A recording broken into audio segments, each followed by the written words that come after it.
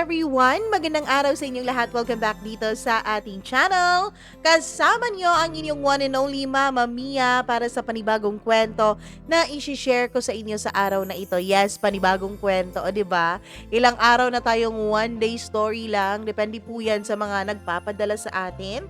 Pero bago tayo dumako sa ating kwento for today, nais ko munang batiin at magpasalamat sa lahat ng mga araw-araw na nag-check dito sa ating channel kung meron tayong bagong upload. Sa araw-araw na hindi nagsasawang mag-comment kahit na hindi nababasa yung comment nila paminsan-minsan. Sa mga araw-araw na nagla-like at nag-share ng ating video at syempre sa mga nakasubscribe na rin sa atin. Maraming salamat po talaga sa inyong lahat. Hello ako kay Asin Sheng, maraming thank you. Kay Rizy Liza, maraming salamat po. Ayan, shinout out kita. Marlene Vargas, maraming salamat Ma'am Marlene Vargas. Jack Palalios, Jelly Capranca, maraming salamat. I'm Not Safe, Jaime Rodriguez, Agnes Amigual, Psychonic, thank you so much. Judith McGovern, maraming salamat po. Nina Gasilios again, hello sa'yo. Sally Buma, maraming salamat. Deans Lumigid, hello sa'yo.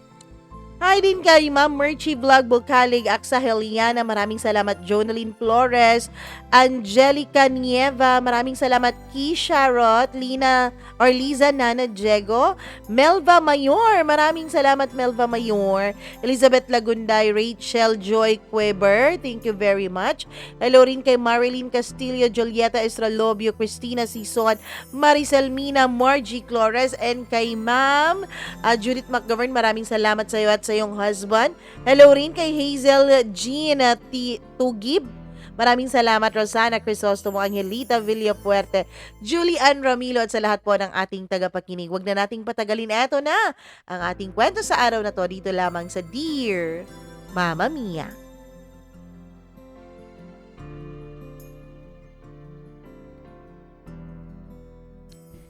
May mga pagmamahalan na hindi na dapat pa ipinaglalaban.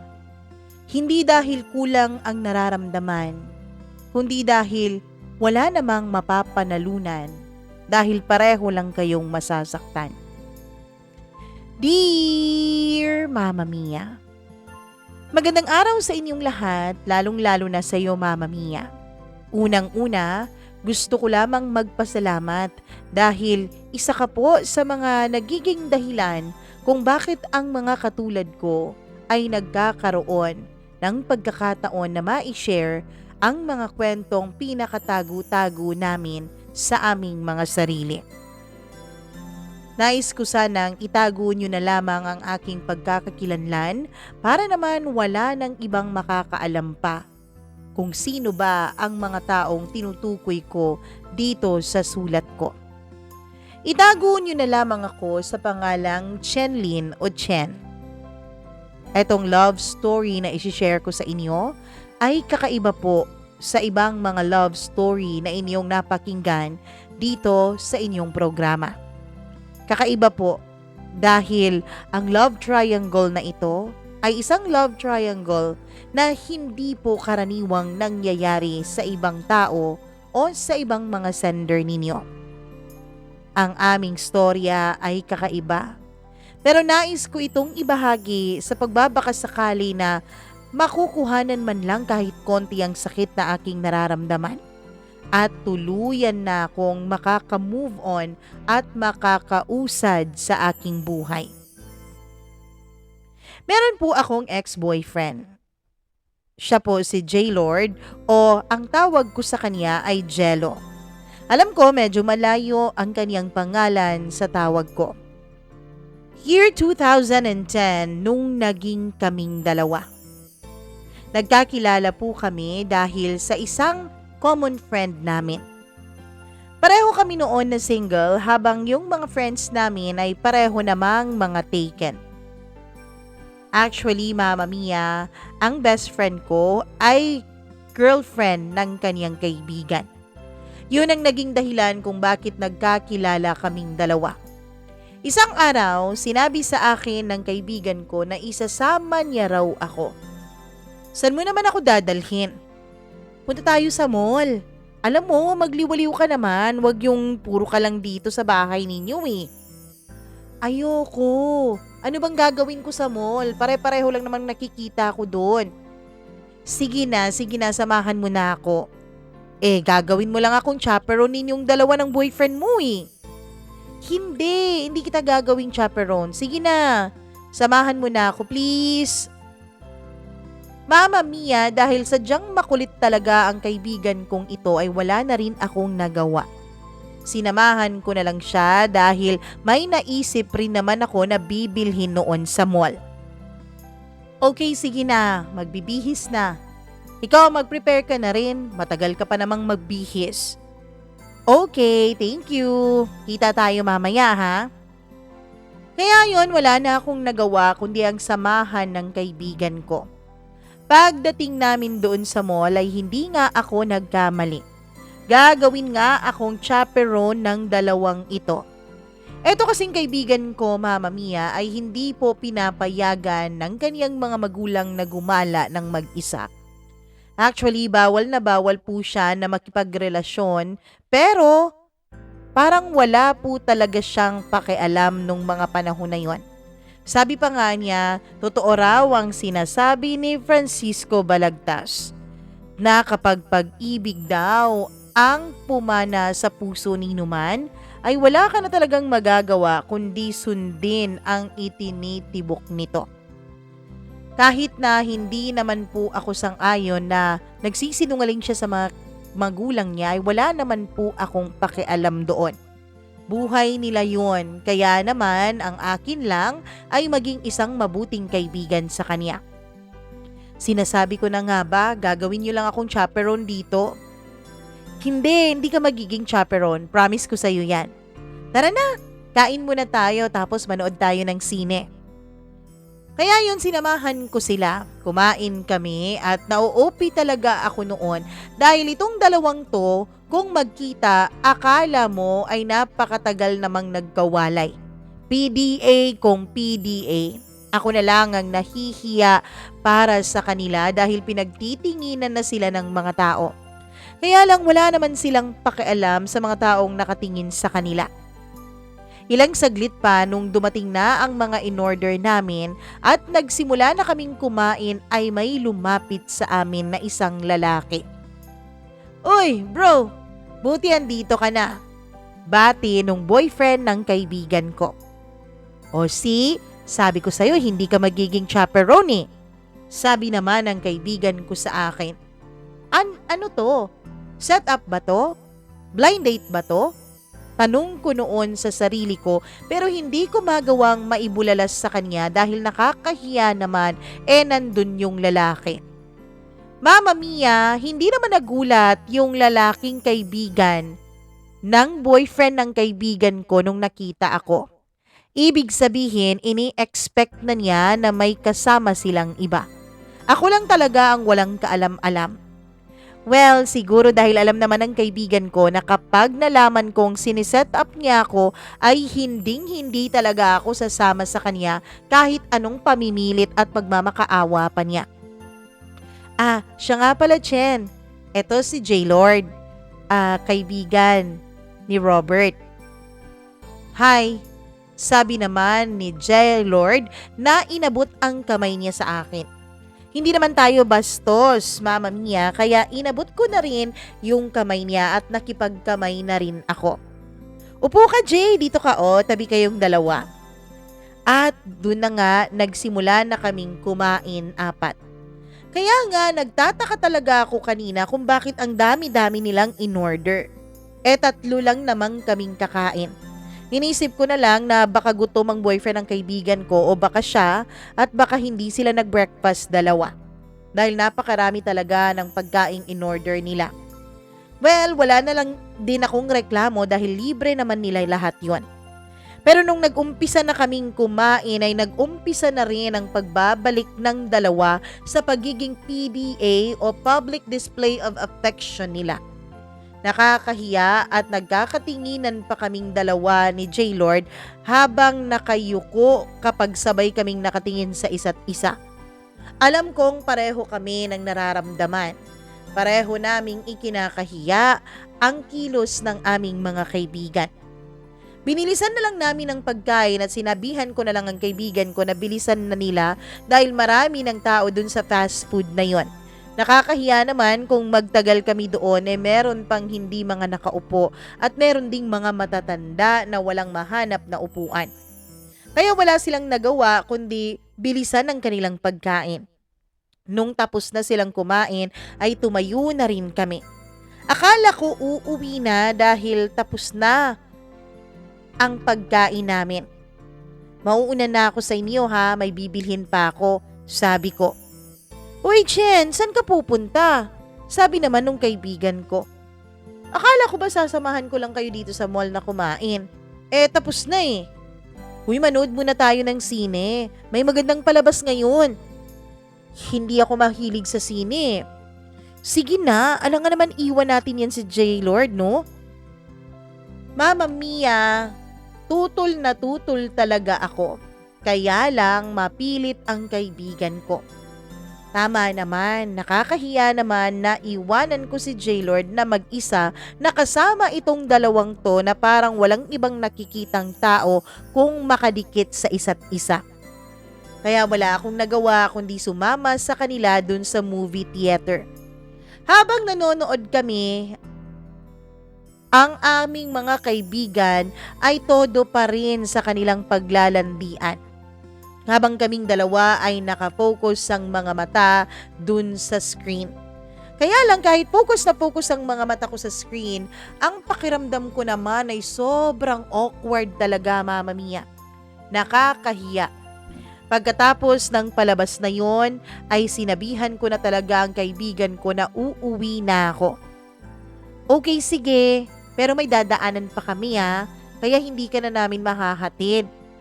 Ayos lang, okay lang, sabi ko naman. Uy, J-Lord. Brad, meron ka namang motor, 'di ba? Tapos may dala ka lagi na extra helmet. Yatid mo na lang si Jen. Sabi ng boyfriend ng kaibigan ko. Talaga? O sige, yatid mo na lang si Jen, please. Sabi naman ng kaibigan ko kay J-Lord. Hindi na tumanggi si J-Lord kahit todo tanggi ako at sinabi kong meron pa talaga akong bibilhin. At yun ang sadya ko sa mall kung bakit ako sumama sa kaibigan ko. Sige na, samahan na lang kitang bumili nun. Wala na akong nagawa dahil mapilit sila kesa naman matagalan pa kami sa pagdidiskusyon kung sasakay o sasama ba ako kay J-Lord. Kaya ayon, sinamahan niya ako sa may Watson's, Mama Mia. May binili kasi ako doon. Pagkatapos ay uuwi na sana kami pero inaya pa ako ni J-Lord na magmerienda muna. Or pwede na dinner na lang din diretso Chen. Kasi magpa 5 PM na naman eh. Wag na, ayos na ako. Sige na, traffic pa ngayon. Okay lang, wag mo na lang akong ihatid. Sige na, mauna na ako ha. Palabas na ako ng mall pero sinundan niya ako, Mama Mia. Sige na, ihahatid na kita. Kaya lang, nung palapit na kami sa labas ng mall ay nakita namin na ang lakas-lakas pala ng ulan sa labas. Kaya wala na akong nagawa.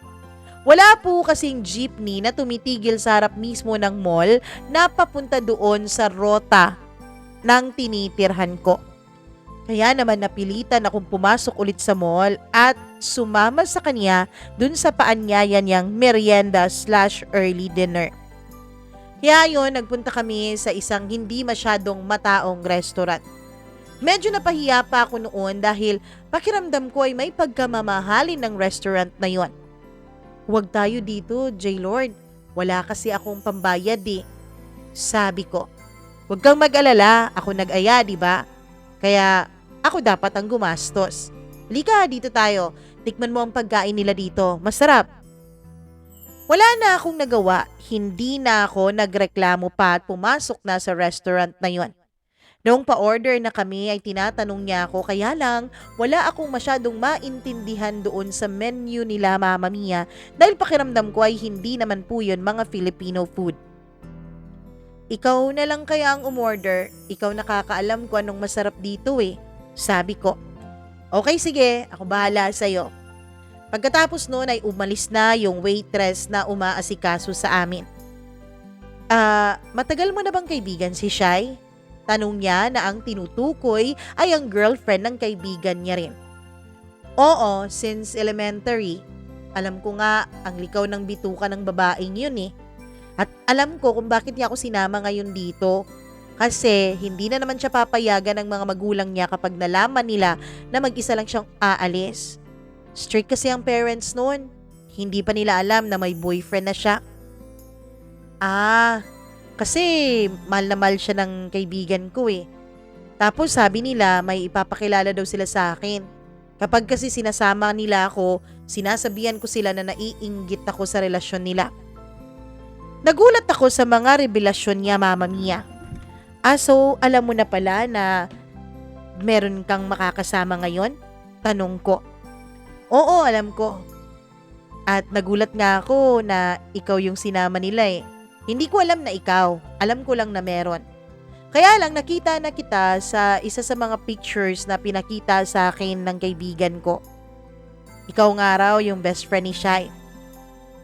Mama Mia, magaan kausap si J-Lord. Hanggang sa nakikipag-usap na rin ako sa kanya tungkol sa mga personal na bahagi ng buhay ko. Tulad ng pamilya ko, mga pinagdadaanan ko.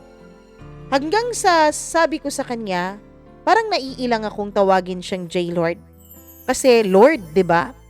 Kaya sinabi ko kung pwede bang Jello na lang ang itawag ko sa kanya. Pumayag naman siya at natuwa naman ako. Hindi ko akalain na ma-enjoy ko ang dinner na yun, Mama Mia. Matagal pa kami doon sa loob ng restaurant dahil ang sabi niya ay malakas na malakas pa raw ang ulan sa labas. Well, hindi naman na ako nagmamadali dahil na-enjoy ko naman talaga ang company ni J-Lord. Kaya ayon, nag-usap kami ng nag-usap tungkol sa mga bagay-bagay hanggang sa mag-aalas 9 na pala ng gabi at magsasara na yung mall kung saan kami naroroon. Kaya wala na kaming nagawa kundi ang umalis na. Pumunta kami sa may parking lot dahil sabi nga niya ihahatid na niya ako kasi pehadong mahihirapan akong mag-commute dahil baka wala nang bumabiyahing jeep dahil nga sa malakas na ulan kanina. Hindi na rin ako tumanggi pa dahil gusto ko na rin makauwi at isa pa, Mama Mia, gusto ko pa rin makasama ng mas matagal pa si J-Lord. Medyo malayo kasi ang bahay namin dun sa mall. Almost 30 minutes ang biyahe. 45 minutes kapag merong traffic. Kaya ayon, medyo matagal pa kami na nagkasama at nakayakap pa talaga ako sa bewang niya habang umaandar ang kanyang motor. Hindi naman malakas ang kanyang pagpapatakbo. Sa katunayan ay medyo mahina ngayon dahil nagkakarinigan pa kaming dalawa kahit na naka-helmet na kami. Makalipas ang halos 1 oras ay nakarating na ako sa amin. Bumaba na ako at nagpasalamat sa kanya. Bago pa ako makapasok sa loob ay nagtanong siya kung meron ba akong cellphone. Dahil kampante na ako sa kanya, Mama Mia, ay binigay ko na lang din ang cellphone number ko. Noong mga panahon na yon, ay hindi pa po uso ang mga Android phone. Ang nauuso nung mga panahon na yon ay yung mga di-keypad pa. Salamat at binigay mo yung number mo. Text ako mamaya kapag nakarating na ako sa bahay. Sige, pasok ka na. Mauna ka nang umalis. Andito naman na ang bahay namin hindi na naman yan aalis eh. Tumawa siya. Hindi, ako naghatid sa'yo kaya dapat masigurado kong nakapasok ka na sa loob bago ako umalis. Napakakulit ni Jello kaya naman pumasok na lang ako. Siya naman nung nakapasok na ako sa loob ay narinig kong pinaandar na niya ang kaniyang sasakyan. Sino yung naghatid sa'yo? Biglang tanong ng papa ko. Mama Mia, hindi naman po bawal sa amin na magkakapatid ang magkaroon ng boyfriend. Kaya lang, ang bilin sa amin ng mga magulang namin, dapat mas maigi kung sa bahay kami nagpapaligaw nang makilala din nila ang aming mga manliligaw. Pare-pareho po kasi kaming mga babae na mga magkakapatid. Kaibigan ko po, Kaibigan mo lang ba talaga o kaibigan mo na? Di po, kaibigan ko lang po talaga, promise. O sige, basta Chen ha, huwag kang maglilihim sa amin. Sabihin mo sa amin kung may nanliligaw na sa'yo, papuntahin mo dito. Hindi naman namin babastusin eh. Gusto lang naming makilala. Opo. Sige po, pasok na po ako sa kwarto ko. Oh, hindi ka ba maghahapunan? Tapos na po eh. Nako, iba na yan na naghapunan kayong dalawa. Panunukso pa sa akin ng papa ko na tinawanan ko lamang. Pagkapasok ko ng kwarto ay nagbihis agad ako at naghilamos. Ginamit ko agad yung mga pinamili ko sa Watsons. Pagkatapos noon, nung pahiga na ako ay nakatanggap ako ng mensahe sa cellphone ko. Sa bahay na ako, Chen. Salamat ha, nag-enjoy ako sa araw na to. Alam kong kay Jello galing yon kahit walang pangalan na nakalagay sa text niya. Siyempre, kaming dalawa lang naman ang magkasama buong araw eh. Tapos, isa pa, siya lang naman ang bagong taong pinagbigyan ko ng numero ko. Nag-reply din ako sa kanya. Nag-enjoy din ako, Jello. Salamat ha. Good night. Nag-reply pa siya pero hindi ko na nireplyan at hindi ko na tinignan dahil natulog na ako. Kinabukasan nung magising ako ay meron na akong mga mensahe galing kay Jello. Hi Jen, kagigising ko lang. Sana maganda ang naging tulog mo. Dahil ako maganda ang tulog ko eh. Napaniginipan kasi kita. Halos mapatili ako nung mabasa ko ang huling mensahe na yon. Bakit ganun? Bakit napakabilis niya? Akala ko noon Mama Mia ay nantitrip lang itong si Jello kaya napakabilis niya na magsabi sa akin ng mga ganung bagay. Hindi po kasi ako sanay na ganun kabilis na ma-fall ang isang lalaki. Tapos isa pa, sabi ng papa ko it will take time daw para magkainlaban ang dalawang tao. Siguro intoxicated lang itong si Jello sa feelings niya na magkasama kami buong araw kahapon. Hindi ko siya nireplyan dahil baka isipin niyang easy to get akong babae. Ilang araw pang lumipas, text ng text pa rin sa akin si Jello kahit na hindi ko ito nire-replyan.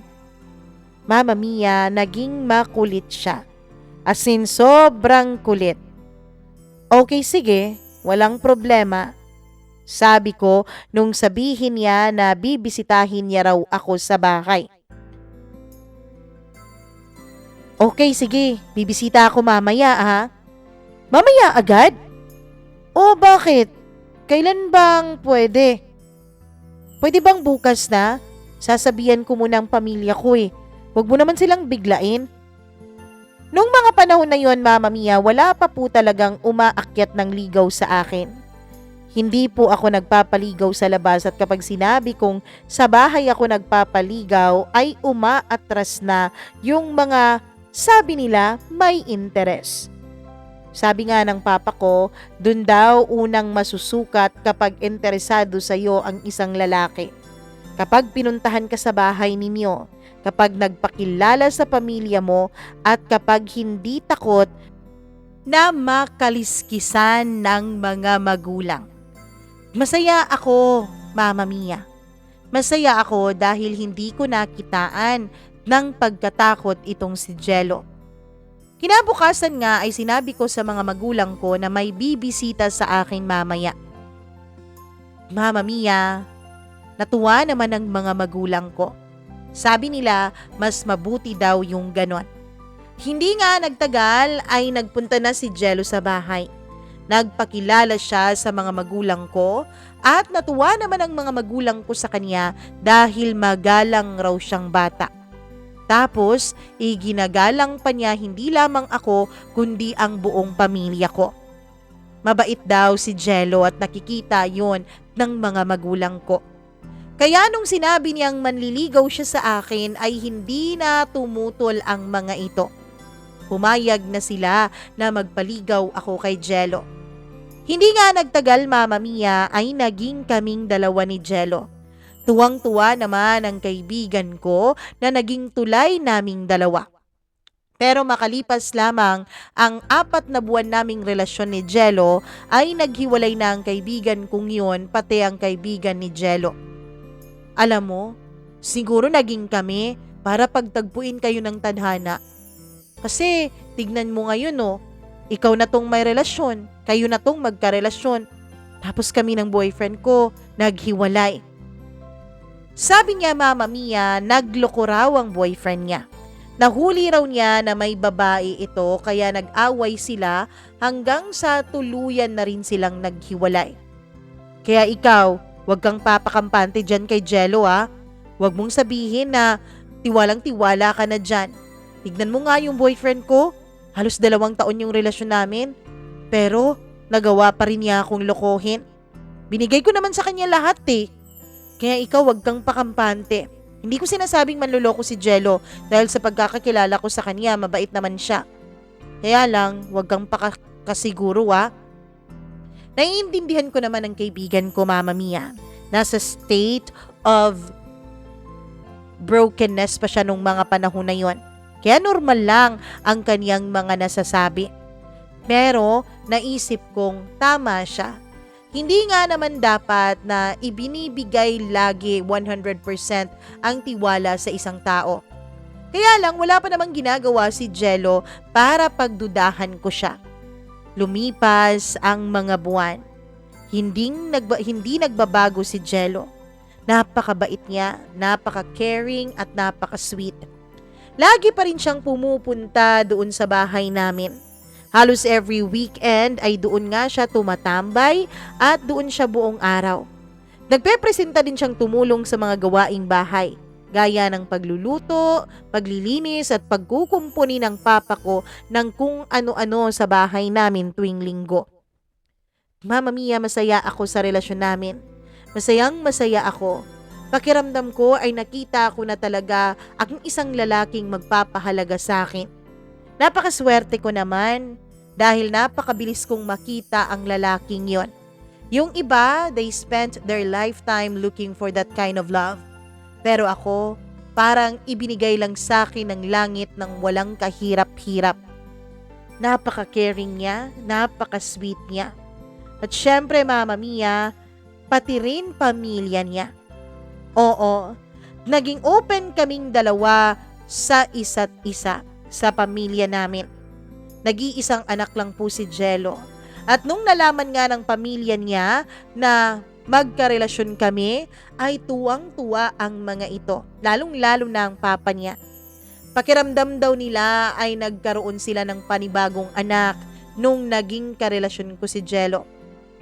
Kapag may mga okasyon sa kanila ay hindi po ako nawawala. Lagi po akong present doon. Kapag din mga okasyon sa bahay, ay laging present din si Jello. Kumbaga, Mama Mia, iniisip na talaga ng lahat na kaming dalawa na ni Jello ang magkakatuluyan hanggang sa huli. Iniisip na ng lahat na kaming dalawa na talaga at wala nang makakahadlang pa sa amin. Hanggang sa umabot na ng mahigit 3 taon ang aming relasyon. Masayang masaya ako nung umabot kami ng ganon. Alam mo, ikaw na talaga, Chien. Talagang mahal na mahal ka ni Jello, di katulad ng ex ko. Sabi pa ng kaibigan ko, nung nakita niya ang mga pictures namin ni Jello nung nag-celebrate kami ng aming 3rd anniversary. Alam mo, masaya ako para sa'yo. At masaya na rin naman ako sa buhay ko ngayon. May nahanap na rin naman akong bago. Sisiguraduhin ko na ito hindi na talaga magloloko.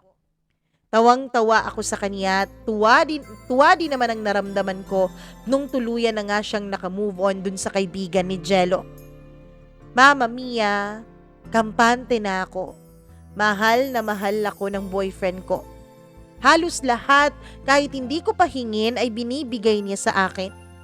Kaya naman, Mama Mia, sinabi ko talaga na kapag darating na ang tamang panahon, ay si Jello na talaga ang gusto kong maging ama ng mga magiging anak ko.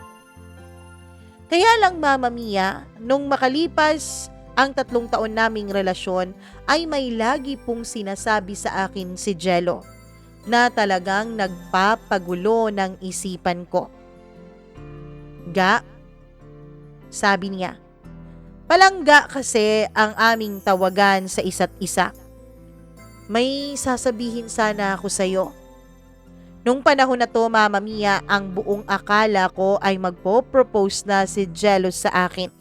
Kasi lagi niyang sinasabi sa akin na may sasabihin siya pero hindi naman niya itinuloy-tuloy. Baka inisip niya na kakagraduate ko pa lang, baka inisip niya na hindi pa ako handa, baka takot siya na ma-reject ko o kung ano-ano pang iniisip ko. Bakit, ano ba yun ga? Lagi kong tanong. Wag na, sa susunod na lang. Ano nga yun? Sa susunod na lang. Yun ang lagi niyang sagot. Hindi na tapos-tapos na ang sinasabi niyang may sasabihin siya sa akin. Hanggang sa lumipas nga ang ilang buwan na laging ganon. Laging may sasabihin siya pero hindi niya tinatapos. Isang gabi, tapos na kaming mag-dinner noon at natutulog na ang pamilya ko. Kaming dalawa ni Jello ay nasa balkonahe pa. Sanay na po ang mga magulang ko na umuuwi itong si Jello sa kanila ng mga 10:00 na.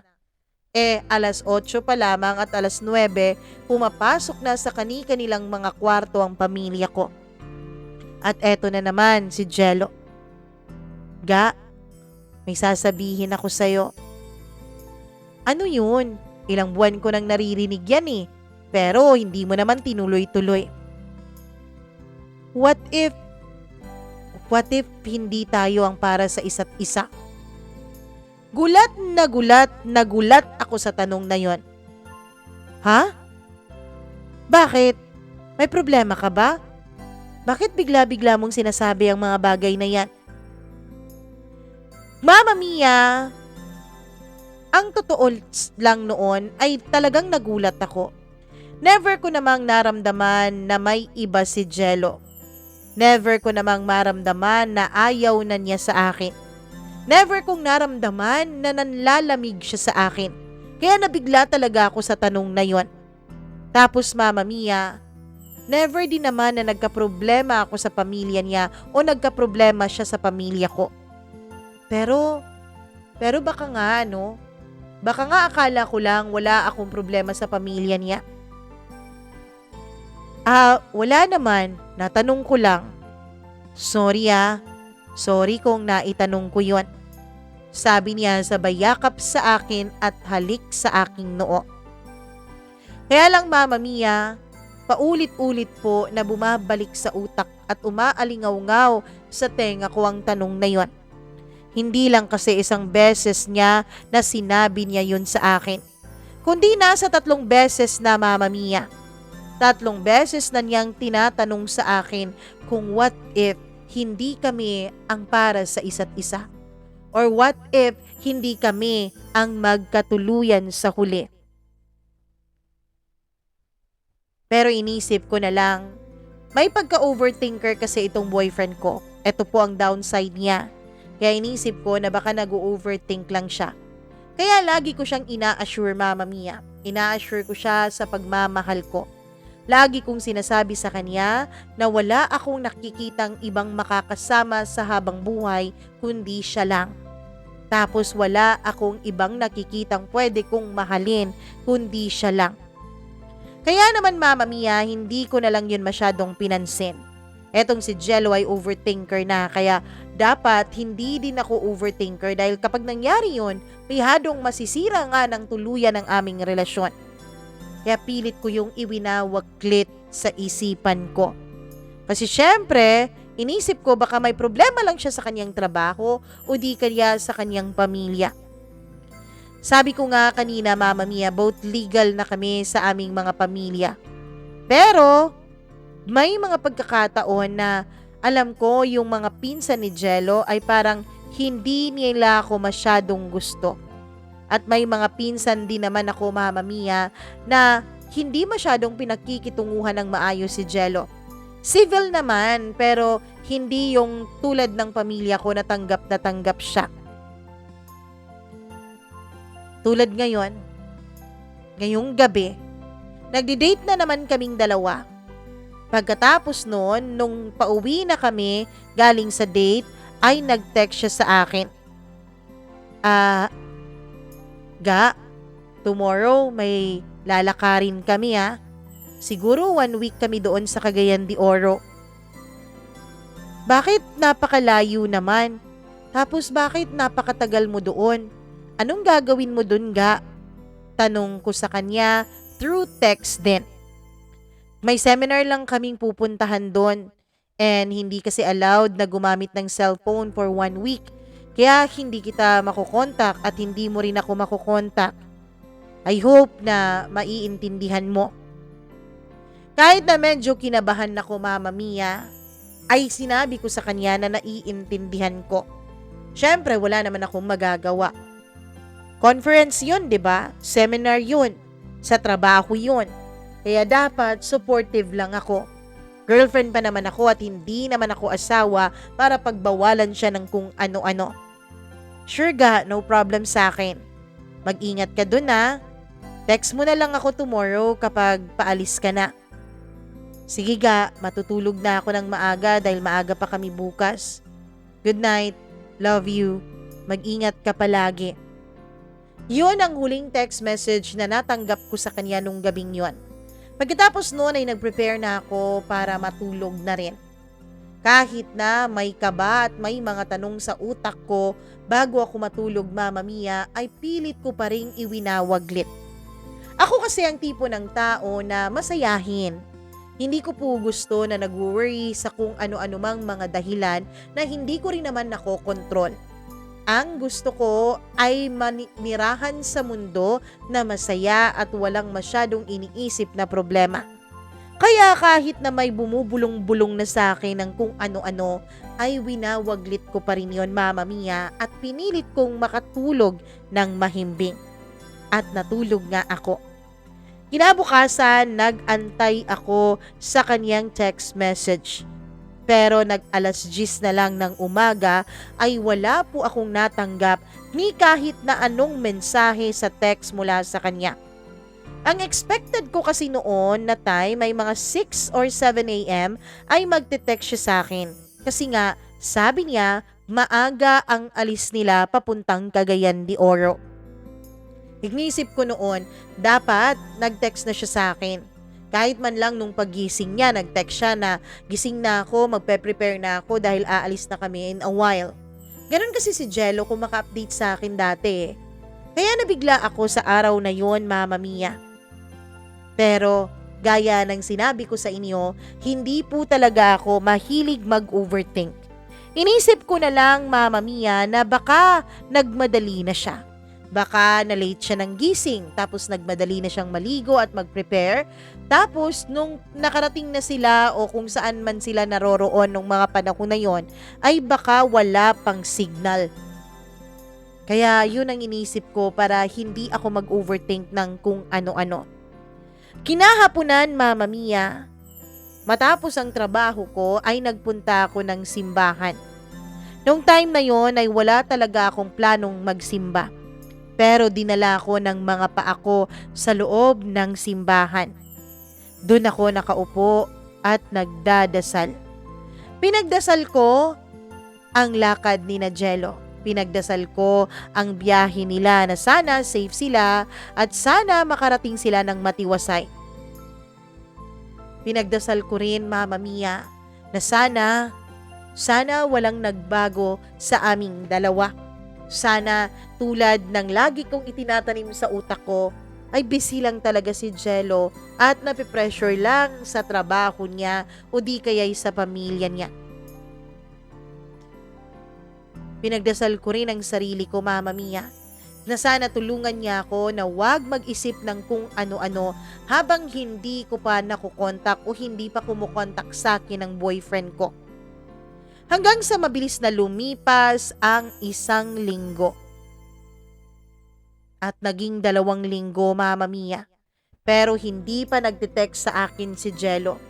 Kinabahan na ako nung mga time na yon dahil ang sabi niya sa akin ay 1 week lang naman ang seminar na yon. Kaya nag-aalala na talaga ako. Sobrang kaba na ang nararamdaman ko kung ano nang nangyari sa boyfriend ko doon. Kaya naman, Mama Mia, pumunta na ako sa bahay nila. Nung pagpunta ko ay may nakasalubong po ako na kapitbahay ni na Jello. Alam kong kapitbahay niya yon dahil kilala na ako ng mga yon. Hello, tita. Magandang umaga po. Tita, nandito ba si na Jello? Kasi kanina pa ako tawag ng tawag. Kanina pa ako tao po ng tao po. Wala namang lumalabas sa bahay nila at wala rin namang sumasagot. Ano? Hala ma'am, hindi mo ba alam? Matagal na silang wala dyan. Wala na sila Ate Irma dyan. Si Ate Irma na tinutukoy niya ay walang iba kundi ang mama ni Jello. Alam mo, magti 3 weeks na ata silang wala dyan eh. Ha? Ano? Nagkita pa nga kami ni Jello 2 weeks ago. Nabalitaan ko na yung mama at papa niya ay lumipat na ng ibang lugar. Tapos, sila ang naunang umalis. Si Jello ang nagpaiwan dito. Kasi, ang dinig ko may inaantay pa siyang mga requirements na kukunin bago siya tuluyang umalis dito. Ganun ba? San naman kaya sila lumipat? May idea po ba kayo? Naku ma'am, wala po akong idea kung san sila ngayon. Basta itong bahay nila ay ibinibenta na nila. Ganun ba? Sige po. Maraming salamat po. Okay ma'am, sige ma'am. Alis na ako mauna na ako. Mama Mia, gulat na gulat ako sa mga narinig ko mula sa kapitbahay ni na Jello. Pakiramdam ko nung mga panahon na yon ay hindi na ako parte ng buhay ng boyfriend ko. Kasi 'di ba, malaking desisyon po ang paglipat ng lugar at paglipat ng bahay. Lalo pat buong pamilya silang umalis at buong pamilya silang lumipat. Bakit ganon? Bakit hindi man lang niya yun nabanggit sa akin? Ang plano nilang paglipat ay hindi ko po alam. Wala po talagang nababanggit sa akin ang nobyo ko. Halos mahimatay na ako noon sa sobrang sikip ng dibdib ko. Wala akong ka-idea kung bakit at paanong ginawa sa akin ni Jello yon. Maybe, may iba na ba siya? Maybe may nabuntis siyang iba? O maybe hindi na talaga ako ang gusto niya at hindi niya lang alam kung paano niya aaminin sa akin? Matapos noon ay naglakad ako na umiiyak. Sobrang pag-iyak ko hanggang sa nawalan na ako ng malay habang naglalakad sa daan. Nung magising ako Mama Mia ay nasa loob na ako ng isang kwarto na puti lahat. Akala ko ay nasa ospital na ako. Akala ko, Mama Mia, ay kung nasaan na ako noon. Until may nagsalita. Oh, wag ka munang tumayo agad. Okay ka lang ba, iha? Isang madre po ang nagsasalita, Mama Mia. Hala, nasan po ako? Nagkasabay tayo kanina sa daan. Habang naglalakad ka, bigla ka na lang natumba. So ayun, dinala na lang kita dito sa kumbento namin. Kasi nasa crossing lang naman to nung pinaglalakaran mo kanina kung saan ka hinimatay. Nako, sorry po sister. Maraming salamat po. You're welcome. By the way, I'm Sister Lorna. Pakiramdam ko, may malaki kang problema kaya ka nagkaganon. Pwede mong i-share yun sa akin. Wala akong problema sister, okay lang ako. Sabi ko sa kanya kahit na ang totoo ay hindi naman talaga ako okay. Alam mo, hindi madedenay ng mga mata mo ang nararamdaman mo. So ayun Mama Mia, wala na akong nagawa dahil masikip na masikip pa rin naman ang dibdib ko noon. Pakiramdam ko ay sasabog ito kapag wala akong pinagsabihan.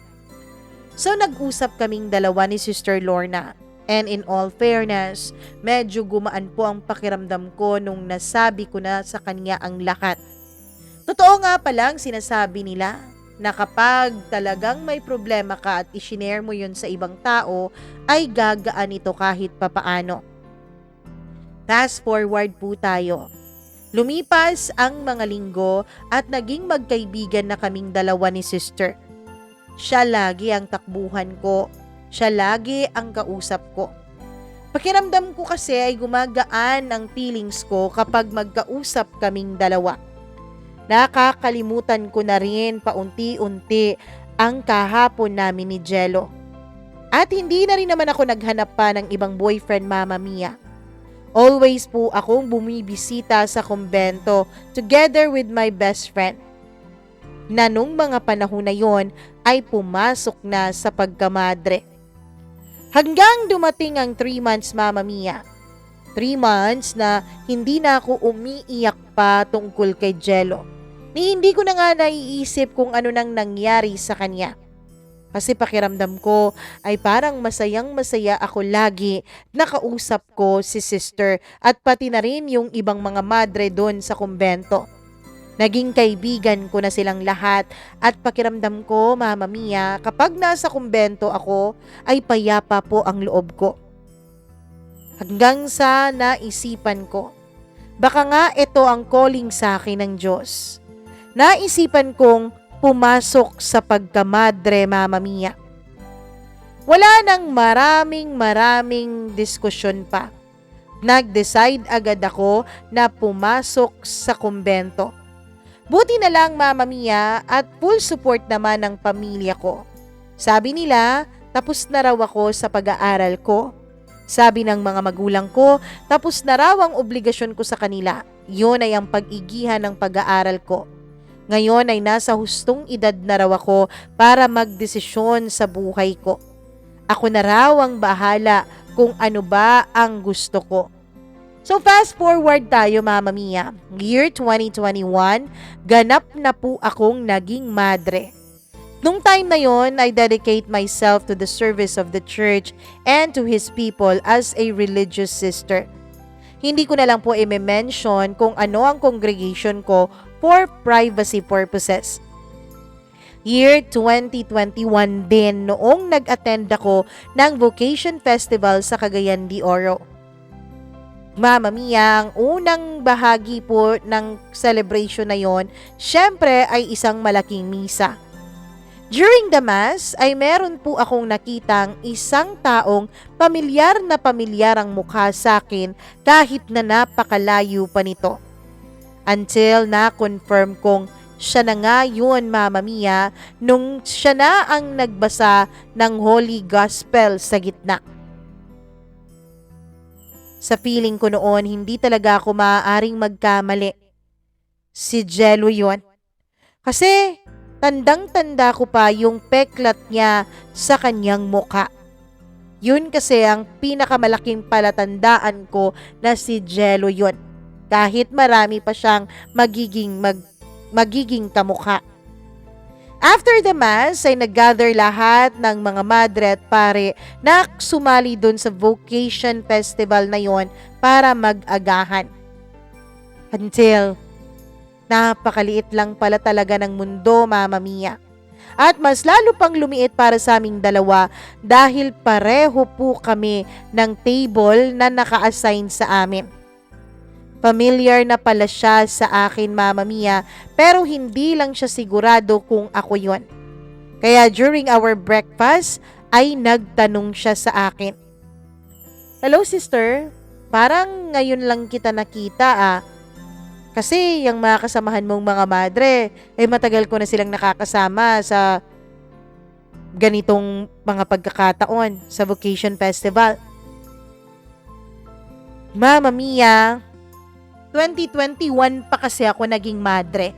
Kaya siguro hindi pa niya ako nakita dahil sa ngayon pa lang ako nakasali ng ganito.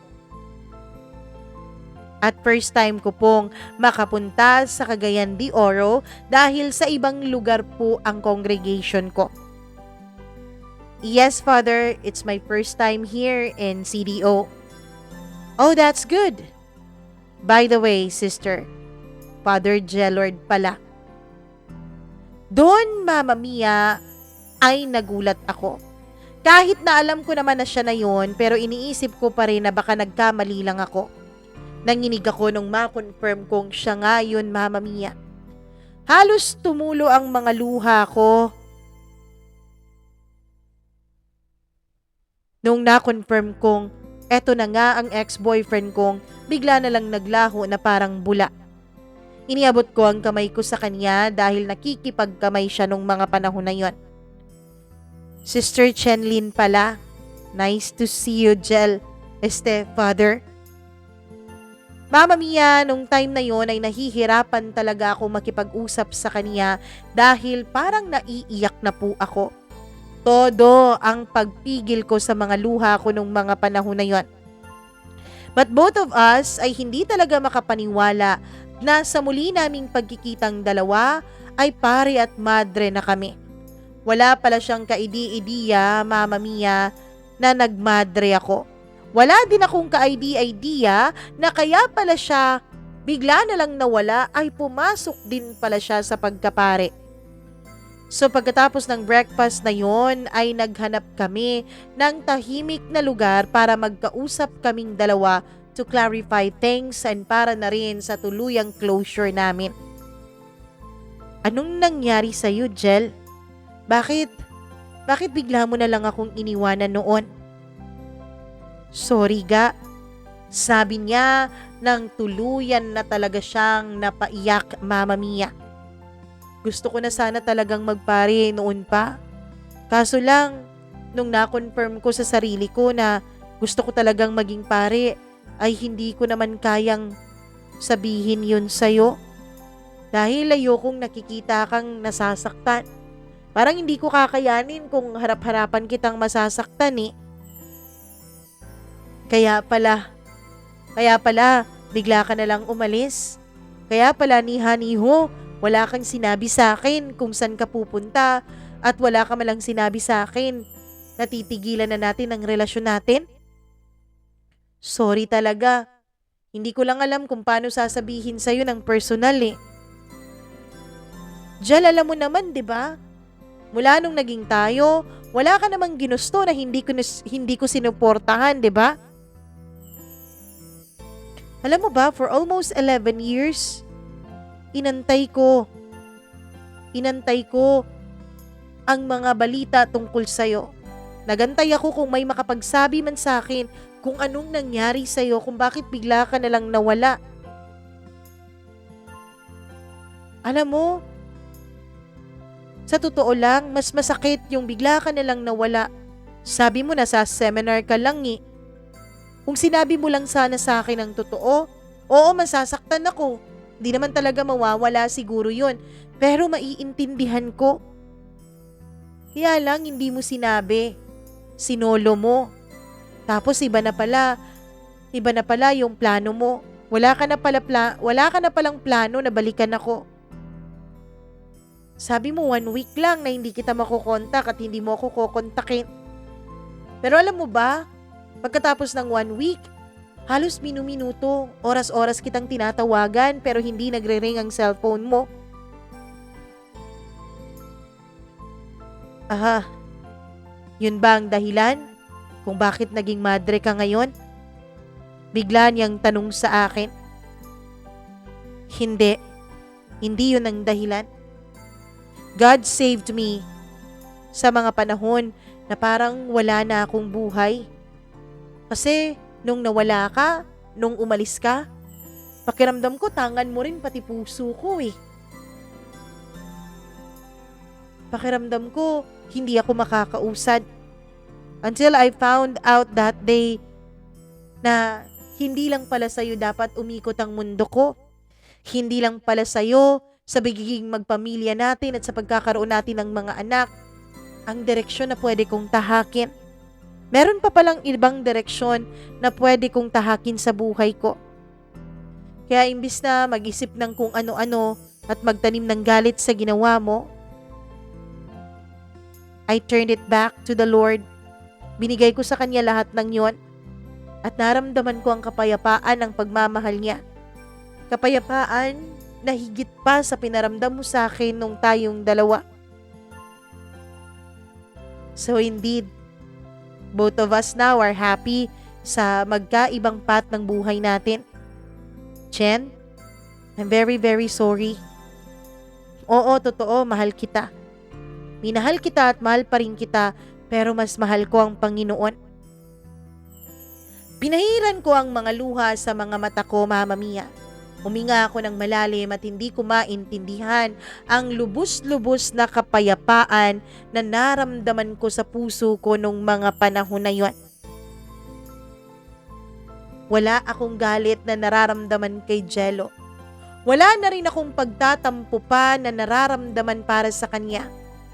Bagkus, Mama Mia, ang naramdaman ko noon ay lubos na kapayapaan na para bang nabunutan ako ng napakalaking tinik sa dibdib ko. Ngumiti ako sa kanya. It's okay, Father. Matagal na kitang napatawad.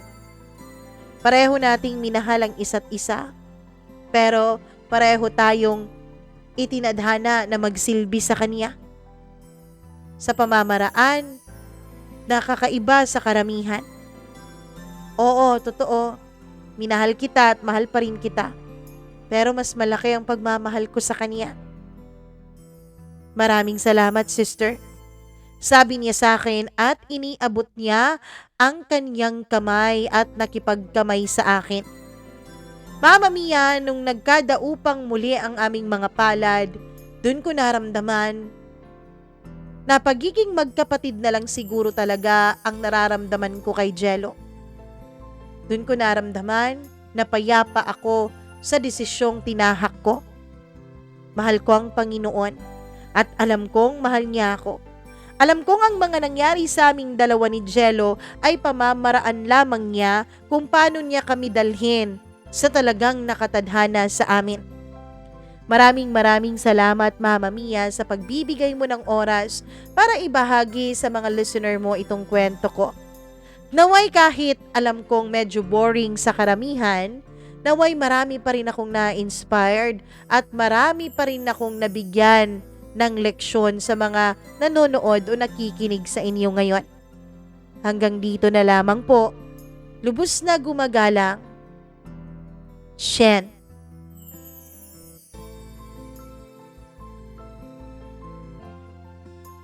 Grabe namang kwentong pag-ibig yan. Ako naman, 'di ba? Totoo nga talaga, no, na kapag nakatadhana kang magsilbi sa Diyos sa ganong klaseng pamamaraan, ay talagang magsisilbi ka sa Kanya. Sad lang talaga na parang nasaktan pa silang dalawa bago nila nakita yung kanilang mga tadhana. Pero gano'n naman talaga ang buhay. May mga pamamaraan naman talaga ang Diyos na hindi natin maipaliwanag para mapunta tayo sa dapat nating kalagyan. Minsan nga, alam nyo, yung mga pinakamasasakit na bahagi ng buhay natin, pinakamasasakit na pangyayari sa ating buhay, minsan yun pa ang magdadala sa atin sa isang napakapayapang pamumuhay sa hinaharap. Kaya huwag kang matakot. Ikaw na nakikinig ngayon, huwag kang matakot na magdesisyon. Huwag kang matakot na sumugal sa buhay. Basta ba ipagkatiwala mo lamang sa Kanya at ang desisyon niya ang susundin mo. Pihadong hinding-hindi ka magkakamali sa buhay mo. O, diba? Grabe naman talagang kwentong ito ni Sister Chien. Nako, kung kayo dyan na-inspire kayo sa kwentong ito, natuwa kayo, o kung ano pa man ang naramdaman nyo dyan, naku, wag na kayong mag-atubili na i-share itong kwento na to. Ayun, like nyo muna bago nyo i-share sa inyong mga social media accounts, okay? Kung hindi ka pa nakapag-subscribe, please do subscribe to our channel and click the notification bell para lagi kang naa-update sa tuwing meron tayong bagong video na inilalabas. At syempre, eto pa ha, kung ikaw ay bago dito sa ating channel, welcome po. Sana magustuhan mo dito at sana tumambay ka pa ng matagal dito at makapag-subscribe ka. Kung meron ka ring sarili mong kwento na sa tingin mo ay makaka-inspire, makakapagbigay aliw o leksyon sa ating mga tagapakinig, huwag ka nang mag-atubili. I-share mo na yan, please. Do share that to us. Email us at mamamia.cdo, that's MAMAMIA CDO 0317@gmail.com. Okay?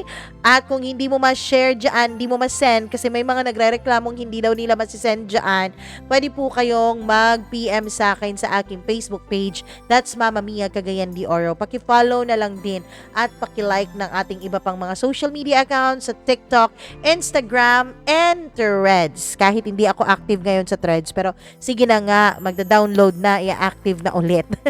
Maraming salamat po sa inyong lahat, sa walang sawa ninyong pagsuporta at pagmamahal nitong ating channel. Mahal na mahal ko po kayo at sana po hindi kayo magsawa na sumuporta sa atin. Hanggang sa susunod nating kwento, hanggang bukas po, ako pong muli, si Mama Mia. Magandang araw sa inyong lahat at paalam. Mag-ingat po kayo lagi. Bye-bye!